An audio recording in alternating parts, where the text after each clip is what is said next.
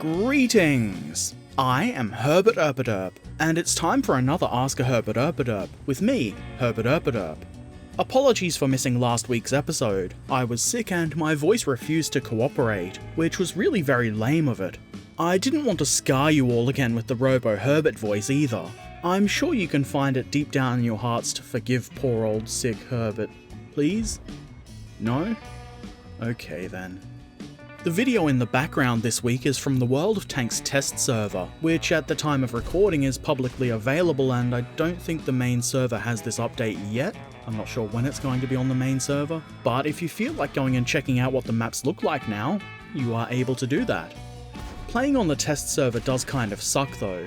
For me, the ping was super high and the server is just full of people being super tryhard in high tier vehicles, which does make it kind of hard to explore the new maps. Which is why I got bored of playing really quickly, and didn't really get enough footage to make a decent video about it, so I'm just not going to bother doing that. I'm sure there are plenty of other people who actually know about the maps and have good map knowledge who can do better videos on them anyway, if that's what you're interested in. I think I'm rambling. Either way, I think the new maps look pretty decent, and I think it will be cool when they actually hit the live servers. Now, let's get to the questions. On Discord, Duncanuva said, "Do you often try new ways to apply dry brushing?" No, not really.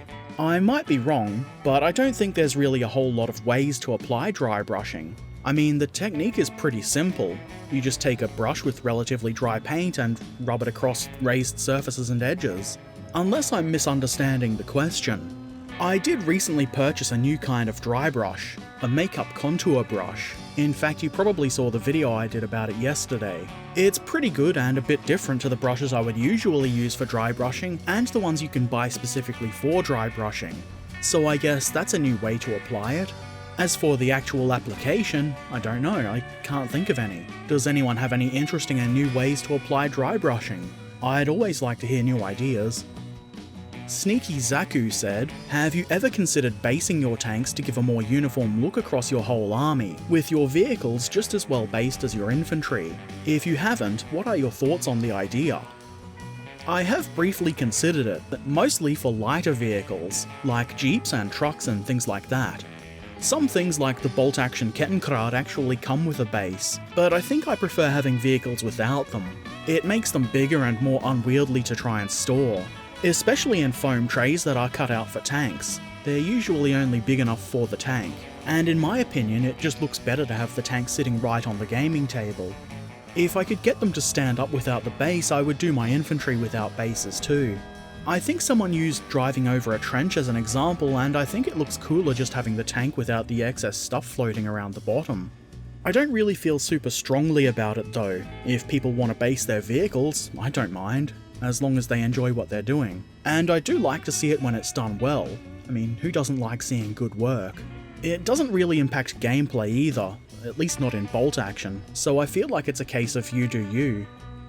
Salika said, "I know this is probably out of your means, but what is your opinions, well, anything to say about it? And there's a flyer for an event called Anzac Cup 2018, which says it's a fun, professional and charity-focused wargaming convention hosted by the Australian Defence Force.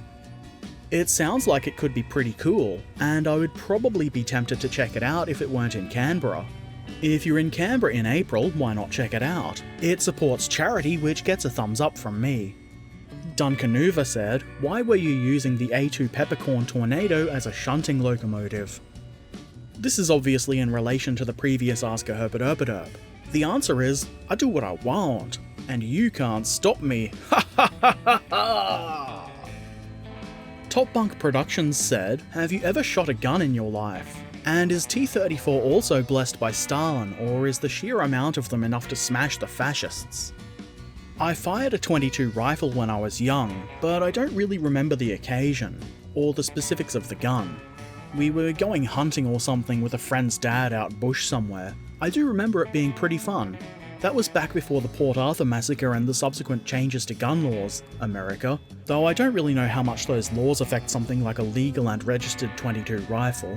Either way, we don't really have a gun culture here like the US does, so it's not really a thing, and I don't think I know anyone with a gun. Of course, there are shooting ranges you can go to, but I've never bothered. Maybe I will someday, I could probably get a video out of that. Also, T-34's blessing is its large numbers. Quantity has a quality all of its own and so forth, though I'm sure Stalin does take a special interest in T-34 commanders who have sent exceptional numbers of dissidents to Gulag. Rick said, when will you play more solo bolt action because it's amazing and hilarious? I'm not sure. I have a squad of German infantry that I've begun painting and I would like to use those in a video, and I also want to paint more buildings, just to make things look better. The main reason I haven't done them though is I'm a lazy shit. Also, it's summer and it's hard to be motivated to do anything that involves moving. I will get around to it though, maybe I'll choose to do it on a rainy day. Top Bunk Productions said, last year you often mentioned your efforts to search for healthier drinks. I myself am now attempting to quit soda/fizzy pop for good, before any ill effects show up. I now drink coffee and tea a lot more, but they're not really that refreshing. Do you know of any refreshing alternatives to pop? Not really. My results haven't been that great. Not that I search exhaustively or anything like that. I think the best thing as far as refreshment goes is water. It's not exciting or anything, but I've always found it more refreshing than any soda. I guess sports drinks with electrolytes and low sugar are okay too. Sometimes they really hit the spot, and they're more flavourful than just plain water. Also, I hear it's what plants crave. There's a bunch of low sugar sodas that I quite like, but none of them are really all that refreshing in any way other than their coldness. I guess I don't really have any ideas other than good old water. Jihad Teppo said, could you make an diorama sometime? Something like a stug in a bush ambushing some scrubs? The idea I get in my head from this is painting the orange stug like the one I have in War Thunder, and building a diorama for that. I think it would be quite funny to have a bright orange stug sitting in the bushes, trying to be invisible. I could have a witty label for it and everything. My brain gears are ticking over. Lieutenant Colonel John Frost said, what do you think of the new British airborne cut-down Morris quad for bolt action? My first thought is that I would like it to be in plastic. It looks like an interesting vehicle, and I would definitely be curious to see the quality of its moulding. I did recently look at Warlord's mouse, which is also resin and metal, and it was really good quality and has definitely improved my opinion on Warlord's resin and metal stuff a little bit. I would hope the cut-down Morris quad is at least as neatly moulded as the mouse. Looking at the pictures, the guy with his leg hanging out the side of the truck looks like he's terrified. I don't think I'll be picking this one up, but it does look like an okay model. I'm just not sure I really have a need for it, but if it was plastic I would be more tempted. Ratto said, if you had to paint silver-coloured planes for Flames of War, what would you do? I would paint them silver? What do you mean that's a shitty answer? Actually, I'm not entirely sure. I think I would realistically start with some research. If I was forced to do it right away with what I have, I would try airbrushing some Model Air metallic gunmetal and then highlighting it with Model Air steel. Not sure how that would look. It's probably not quite bright enough for that kind of silvery colour, and I'm sure there are better options for silver and aluminium colours. Maybe the buff and rub kind of products you can get. It's not something I've done though, so I don't think I could really give any good advice. Maybe that's another thing to try in a quick tips video. Also, Ratto asked, how do you drink your coffee? I don't enjoy coffee, so I don't drink it. I don't much like hot beverages at all, and I can't really understand how anyone here drinks coffee in the summer, even if it tastes good to them. Maybe I'm weird. It does make going out for coffee a bit odd too. Oh well. Max W said, could you try more Minicraft 1/144th kits? I know the B-17 was not that great, but there are better ones out there. Actually, I will. I've had their B-24 sitting around for a long while, and I think one day I should build that. The rest of the plane kits that I've got are 1/72nd scale, and I think I might build one of those first. But yes, I will eventually build at least one more Minicraft plane. Duncanuva said, have you tried any more apocalyptic mods for any of your models? Nope, though I do keep seeing kits that would make an interesting base for an apocalyptic conversion. Mostly trucks. I think a semi-trailer would be great, maybe with some tracks and a big gun in the trailer. The urge to build one is rising, so maybe sometime this year, maybe soon, though I can't say for sure. I need to find a base kit that is both interesting looking and doesn't break the bank before I can start. RGames12 said, can you make a video with this song? And there's a link to Fear of the Dark by Iron Maiden. Maiden are one of my favourite bands, and I do quite like Fear of the Dark. I really enjoyed seeing it live, and being a part of that huge sing-along that happens was awesome. I won't make a video with the song though because I don't own the rights to do that, and it would probably be more effort and expense than it's worth to license the song. I know Jingles spoke about licensing music recently and it sounded like a huge pain in the dick. While I do think it is a good idea, there's actually a lot of awesome songs I would like to use in videos, but unfortunately it's not really a practical one. Not if I want to avoid copyright strikes and things like that. On last week's Ask a Herbert Erpaderp, Matthias Kellerman said, "Herbert, why do you not like to grind? I have found it to be jolly good fun with the right woman." I see what you did there. Grind is one of those funny words that has multiple meanings. Unfortunately, I just haven't found a woman who is into rotary abrasive cutting tools.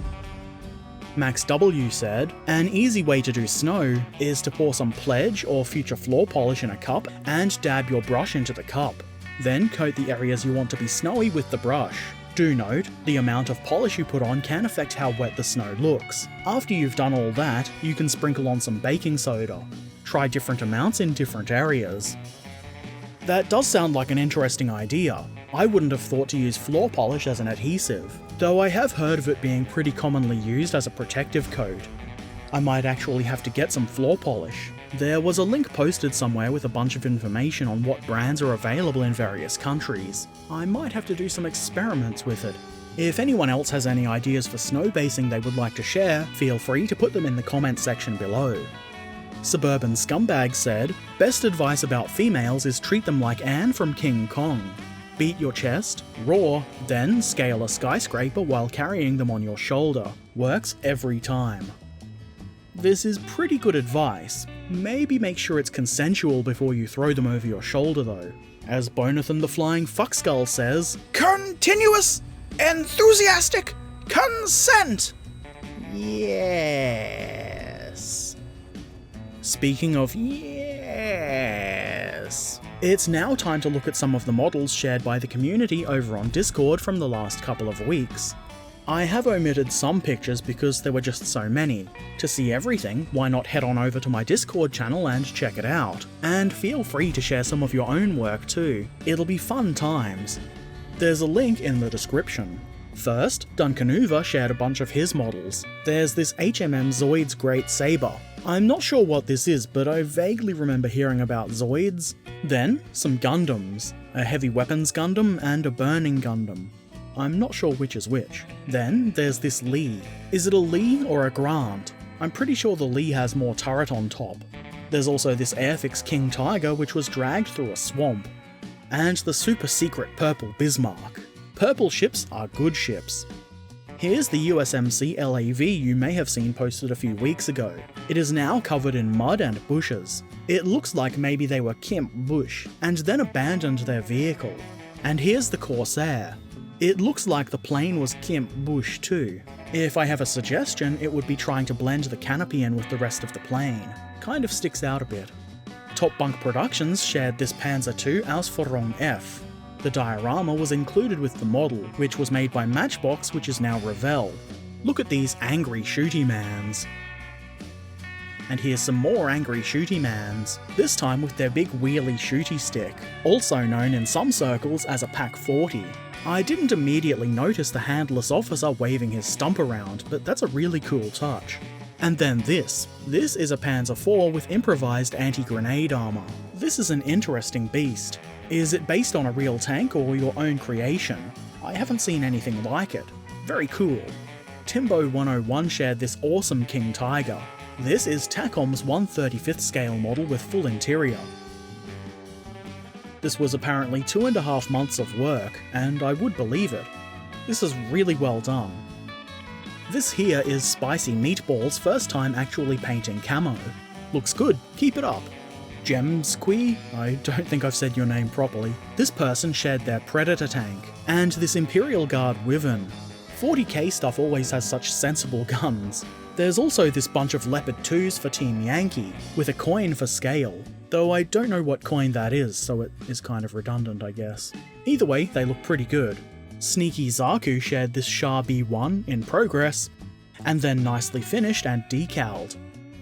Then Max W shared some 1946 stuff. There's this E25, which is one of my favourite vehicles in World of Tanks, and a Panther Ausführung F L100.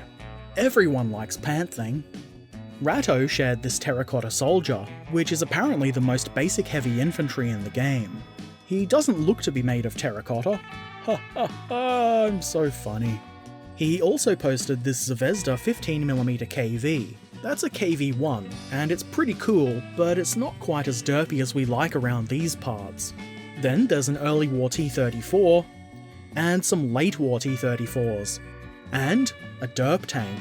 Is good strong KV too. Nice work. Miyoko, or Mayoko, shared this ship. My ship identification skills are poor, but it looks like a Type 45 destroyer. And there's this Spitfire. It looks like you had a little bit of trouble with the decals, but otherwise it's quite nice. Still not spitting any fire though, which is probably still a good thing. Some dude also shared some planes. I really enjoy the one on the left, because it looks like it's screaming in pain at having broken landing gear. I'm such a sensible person. Gentleman shared his first Kursk-inspired generic diorama. I like that this Panther is camping bush, as though nobody can see it. Schollluff shared this V1 flying bomb from the Flames of War open firebox. This is so good. I really like the smoke. Is that foam like you would find in a blister pack, or is it clump foliage? Either way, it's awesome. General Spade shared these Finnish shooty boys. I know you've been excited about your fins for a while, and they're looking pretty good. I tried to think of a bad Finnish pun here, but I've got nothing. Salika was buggering about with his camera and models, resulting in these two images of a blue pointy-nose man. And finally, Viking Modeler shared this King Tiger, which looks excellent. I really should finish my King Tiger. Anyway, that's it for this week. A big thank you to everyone who has shared their work. It's always inspiring, and I hope it inspires others to get some more modelling done too. If you have any comments or questions you would like me to answer on Ask a Herbert Erpaderp, put them on Discord or in the comments section below. And of course, if you haven't done so already, feel free to subscribe to me here on YouTube, follow me on social media, and watch me live stream on Twitch. And if you really like the things I do, please consider helping to support the channel over at Patreon, where we don't have any cookies or even any Wookiees, but we're still rad anyway. Links to all of those things are in the description below. As always, I shall return soon, so until then, be excellent to each other and thanks for watching. Farewell.